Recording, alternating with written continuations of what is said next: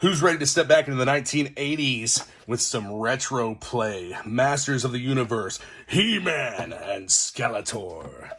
We're going to tear these guys open, get them out, and take a look at these figures. And it is going to be nostalgic. These bubbles are actually pretty strong. I didn't realize how strong they were, but these bubbles feel pretty hefty. It's the cards that suck. The cards are very flimsy. And I don't know if anyone who has these has checked them out and whatnot. These packages suck. They've got some shelf damage and whatnot. I'm sure they probably came into the store that way, got creases and whatnot. That's why these are openers. And I do have something I'm going to show you all before we tear into these. And it's an alternative to the Zolo case that I obtained from a seller in the UK. Bought a bunch of them. The quality is not the best in the world, but I think that I might have a fix for any issues that these cases have. Just a second. So what it looks like the seller has probably done is take maybe some kind of a Zolo case, the Zolo MOTU V001 case, and maybe molded that and done some vacuum formed copies. And like I said, these are not perfect. They don't have the super strong locking lugs that the Zolo cases have. As you can see here on the side, where the indentation should be is not super pronounced. Down here at the bottom, this one's a little bit better here and on this side. But that could probably be improved. I'm going to try using a blow dryer to heat up the plastic and something to kind of push in. I'll assemble the case and I'll show you guys that later. But anyway, a case like this that's all bent up at the bottom. The Zolo style cases, much prefer the actual cases from Zolo World, but they help to flatten out features like that and give a much better looking display for these tall cards. These cases will also work for the G.I. Joe 6" by 10" Battle Core carded figures. So what I meant by the quality not being the best and the locking lugs not working the best, these just pop right apart real easy. The Zolo cases take effort to get them apart. So I thought, you know what, to hell with it. We're just going to tear into this one like a kid on Christmas, like a lot of you probably did when you were younger, like I did when I was younger. And these are really nice because you have the comic book insert here. Really cool.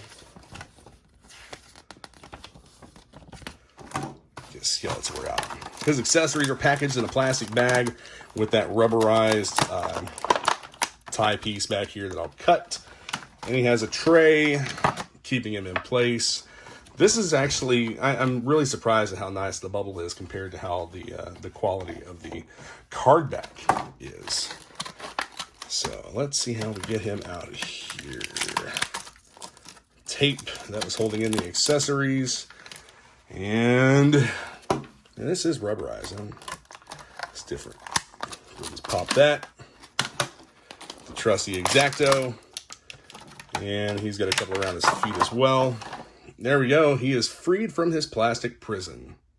Looking at the back of the card here, you have the Skeletor artwork, the instructions for how to make him hold his weapons and twist into powerful positions. Yeah, his torso rotates.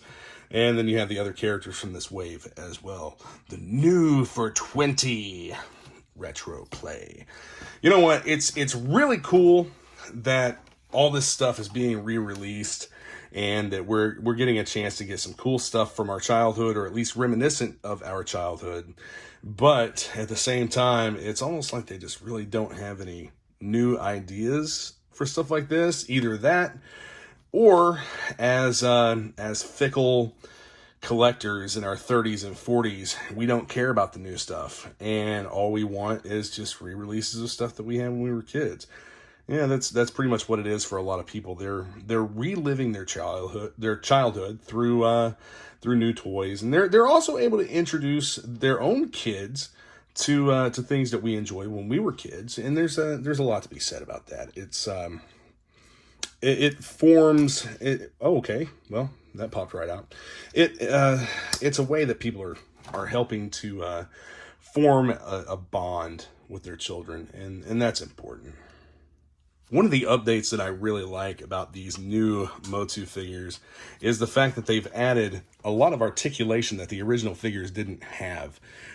You had basically 5 points of articulation with the originals, maybe the waist as well, so maybe 6. You had the head, the shoulders, the hips, and I believe the waist on the original figures.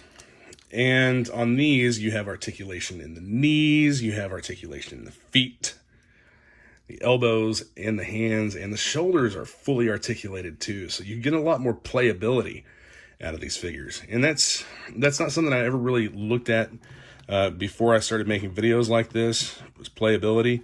But this is something that not only adult collectors can enjoy, but kids can enjoy too. Watching cartoons or whatever on Netflix and being able to act out some of the battles with their action figures and whatnot. That's one of the things that I remember enjoying when I was a kid, was sitting down to watch Saturday morning cartoons and act that stuff out with action figures, with Transformers and with G.I. Joe mostly, but He-Man as well. So let's check out how he holds his weapons. The left hand, I think that okay, so this figure's got some heft to it. It's good, solid construction, which goes back into the playability aspect. This figure is not going to break or anything like that, I don't think. But good, solid construction, but the hands are lacking. You're able to put the sword in Skeletor's hand and have him, make poses and whatnot and fight with it. But the left hand is just open. And there's not an additional hand or anything with this figure, which, there doesn't have to be. It's all right. Let's see if we can get him to hold his sword with that hand too.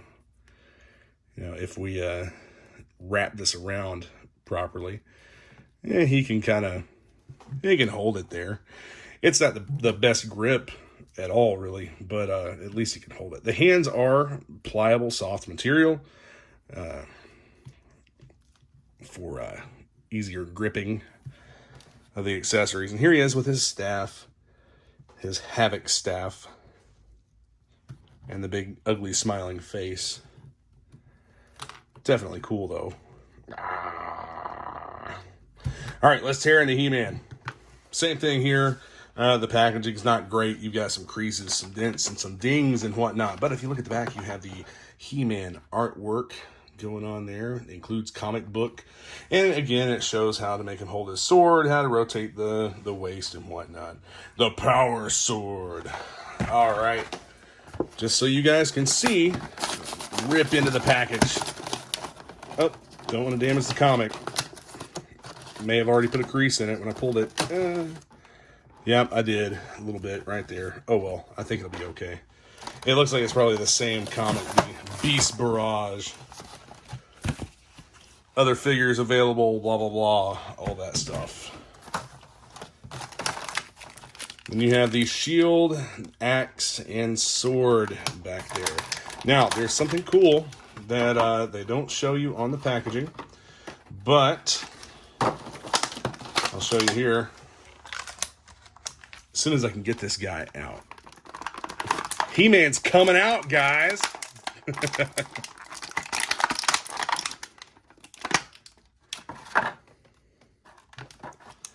All that stuff out of the way. Down here in a box. So we've got He-Man. We'll set him aside. Let's see if he'll stand on his own. And get his little package of accessories. Oh, cool. Tape came open. Little package of accessories here. You have the shield and the battle axe. And also the Power Sword. This connects to Skeletor's sword like this. each of the two halves coming together to form the Power Sword, which grants power over Castle Grayskull. Anyway, that's a pretty neat little accessory. You buy both figures, you get both halves of the sword, and it's in a nice metallic plastic, and then the basic blue plastic that Skeletor's accessories are molded in. So He-Man has some nice tight joints and good shoulder articulation. He holds his battle axe really well. The Prince Adam figure that we looked at, I didn't really think that figure was that great, and it could have just been differences in manufacturing and whatnot. But you have the same articulation as Skeletor. You have the knees, you have the calf rotator, you have the articulation in the foot, the ankle. It even rotates in this direction. So you have the ankle and foot articulation, same with the hands.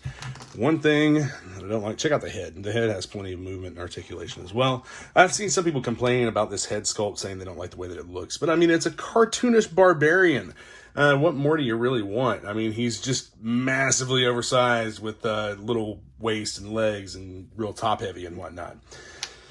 One thing that I noticed that they kind of dropped the ball on, which, I mean, it's, you know, there's a level of acceptability to some of this stuff, and this falls within, it's right on the edge of that realm. The shield.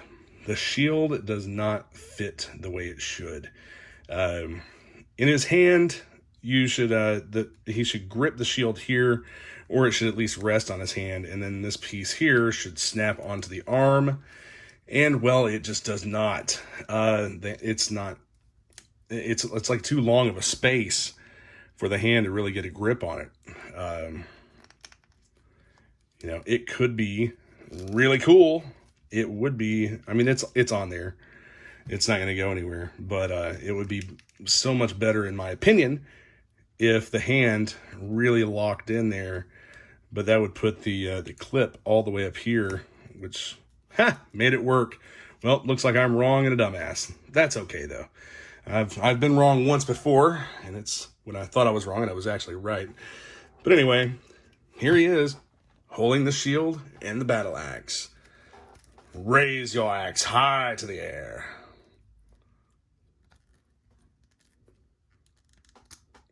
Or just tear the arm off, whatever. And that's the great thing about these, is the fact that the arms will just pop right off like that and go right back on. We looked at it with Prince Adam, but you've got a locking mechanism here that's flexible, and it's meant to come apart, it would seem. Could do some kit bashing with these figures. Maybe throw some Skeletor arms on He-Man, vice versa. You know, maybe pop that head off and put it on Skeletor's body or something like that if you wanted to. But, yeah, I messed with this for a good 5 minutes before it just locking in where it needed to go here on camera.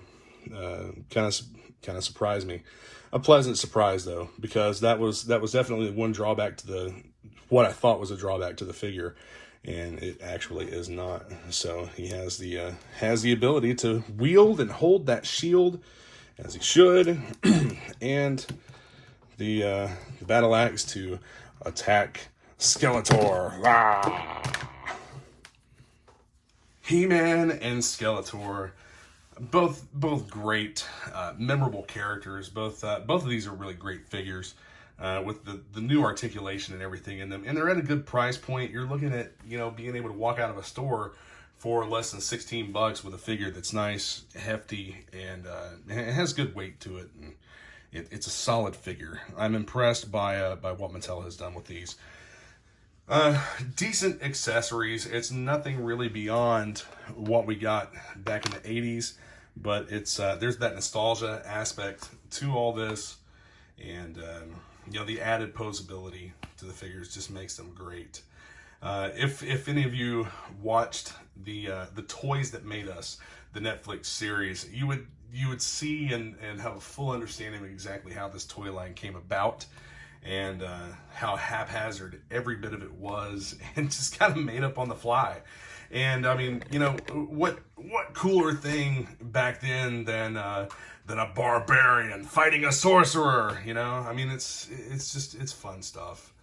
But yeah, if you haven't watched that, definitely give it a shot. At least the G.I. Joe, Transformers, and He-Man episodes. Those are some of the best. I really enjoy all of the series, but you know, those are my favorites because those were my favorite toys when I was a kid. So, if you get a chance, these are Walmart exclusives. They're the MOTU Origins figures. There's plenty of stuff in this line that you'll enjoy. Get out there and pick them up. It looks like Walmart's doing a really good job with distribution, trying to make sure that they have plenty of product for everybody. I've seen people buying entire end cap displays of these figures, and you know, they keep coming. That's what I like to see with an exclusive release. I like to see plenty of stock so that people aren't trying to scramble to obtain just one, like the Target exclusive G.I. Joe figures. You know, I've been hunting those. I've been at Target stores and seen grown men literally take off running back to the toy aisle, and you know, just being super rude to associates working there that are trying to, you know, just trying to do a job. But anyway, we'll cover that in another video. MOTU Origins, new for 20. These guys are badass. Pick them up. Be sure to hit that subscribe button. Stay tuned for more videos. Hit the notification bell so that you get a notification on YouTube whenever I upload a new video. That would be fantastic. Thanks a lot for watching, and remember, you have the power.